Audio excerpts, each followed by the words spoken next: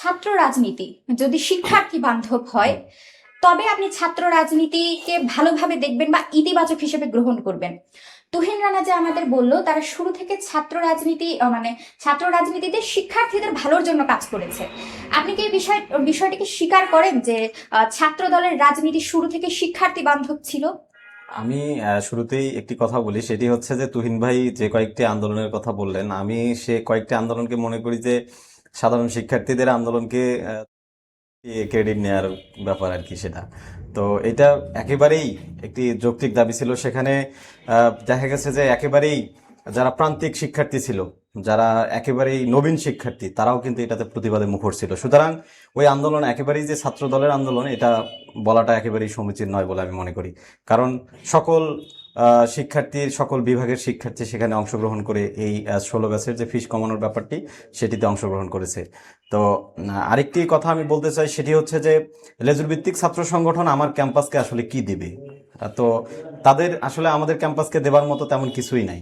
তো আগে যা হয়ে আসছে, অর্থাৎ লেজুর ভিত্তিক ছাত্র সংগঠনে আমরা দেখেছি যে তারা তাদের মাদার সংগঠনকে সার্ভ করে, সেটা ছাত্র শিবির হোক কিংবা ছাত্র দল হোক। আমরা দেখেছি যে তুহিন ভাইরা কিছুদিন আগে ক্যাম্পাসের গেটের সামনে একটি প্রোগ্রাম করেছে, সেখানে ব্যানার নিয়ে দেখেছি আমরা তাদের দলীয় যে নেতা তার পক্ষে স্লোগান দিয়েছে। এই পক্ষের স্লোগান আসলে আমার বেগম রোকেয়া বিশ্ববিদ্যালয়ের শিক্ষার্থীদের জন্য কি কাজে আসতে পারে? তো আমরা মনে করি যে ছাত্র রাজনীতি হওয়া উচিত সেটি বেগম রোকেয়া বিশ্ববিদ্যালয়ের শিক্ষার্থীদের স্বার্থে। অনেক সংগঠন গড়ে উঠতে পারে, অপর বিভিন্ন নামে ক্যাম্পাসে বিভিন্ন ধরনের সংগঠন গড়ে উঠতে পারে, যে সংগঠন ভিন্ন ভিন্ন আঙ্গিকে শিক্ষার্থীদের সুযোগ সুবিধা অধিকারগুলো নিশ্চিত করে কথাবার্তা বলবে। অবশ্যই আমরা ক্যাম্পাসে ছাত্র সংসদের ব্যাপারে কথা বলেছি। যারাই এই অপর সংগঠনগুলো, যারাই শিক্ষার্থীদের সুযোগ সুবিধা নিশ্চিত এবং অধিকার নিয়ে কথা বলতে পারবে, তারাই ছাত্র সংসদে প্রতিদ্বন্দ্বিতা করবে এবং শিক্ষার্থীরা তাদেরকেই বাছাই করে নেবে। এক্ষেত্রে লেজুর ভিত্তিক ছাত্র সংগঠন হতে হবে, ছাত্র শিবির, ছাত্রদল হতে হবে, এটার কোনো বাধ্যবাধকতা নাই। সেখানে যদি সামান্য একটি নাম দিয়েও কোনো একটি গ্রুপ, অর্থাৎ বলা চলে যে 5 জন 10 জন শিক্ষার্থী নিয়ে তারাও যদি শিক্ষার্থীদের কল্যাণে কাজ করে, অবশ্যই তারা একটি সংগঠন হিসেবে আত্মপ্রকাশ করতে পারে বেগম রোকেয়া বিশ্ববিদ্যালয় ক্যাম্পাসের জন্য। আমরা দেখেছি যে ঢাকা কেন্দ্রিক কেন জানি একটি রাজনীতির একটি বড় একটি অংশ আমাদের এই ক্যাম্পাসে প্রভাব ফেলে।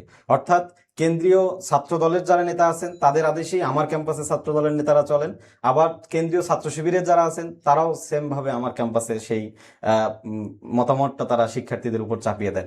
এটা আসলে হবার কথা নয়। নিজেদের একটি স্বাতন্ত্র্যতা থাকা উচিত, বিভিন্ন ক্যাম্পাসগুলোতে ভিন্ন ভিন্ন স্বাতন্ত্র্য থাকা উচিত, তাদের সিদ্ধান্ত গঠনের যে স্পৃহা সেটি থাকা উচিত। ঢাকা বিশ্ববিদ্যালয়ের ক্ষেত্রে এক ধরনের সুযোগ সুবিধা হইতে পারে, আমার বেগম রোকেয়া বিশ্ববিদ্যালয়ের ক্ষেত্রে আর এক ধরনের সুযোগ সুবিধা হতে পারে।